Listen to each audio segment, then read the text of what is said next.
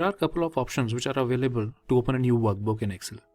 You right click on the desktop, new, Excel, create a new workbook. Other option is this start menu. We'll write Excel, click on Excel, again a new workbook for us. There are few things which I want to discuss. This is a formula bar or function bar. We can see the content of a cell, or we can edit this content also of any cell. This is a name box. We can see the address of a cell. Right now you can see it is A1 because we are standing on A1. If I click on any other cell, you can see that I'm standing on F9, which is F column and 9th row. These are the tabs: Home tab, Insert tab, Page layout, Formulas and all. Under each tab we have a lot of options. Under these options you can see it is written as Clipboard, Font, Alignment. These are all groups. Under the Home tab we have a number group and we have all the options related to that group. Again, same way, Insert, Table, Illustrations, Charts and so on. And this whole thing is known as a ribbon. If you want to minimize this whole ribbon, you can click on this up arrow, it will get minimized, and vice versa to maximize it. This is a quick access toolbar where you can see save, undo, redo options.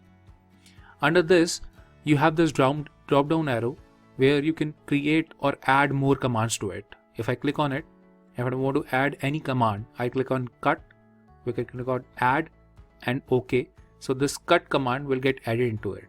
This is a status bar where you can see that ready is written. It means that Excel is ready to take actions from you. If I press F2 in any cell, you can see that edit is written because we are now in editing mode.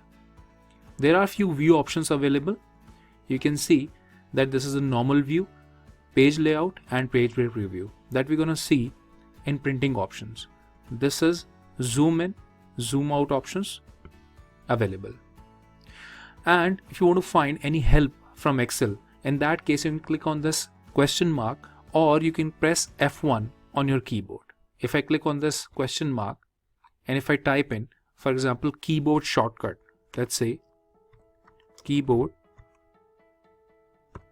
shortcuts, and if I press enter, you can see the list of options which are available from this help menu.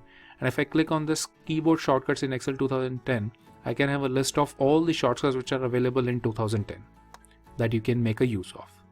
The last point of this whole window is this file tab. If I click on it, you can see a lot of options are coming.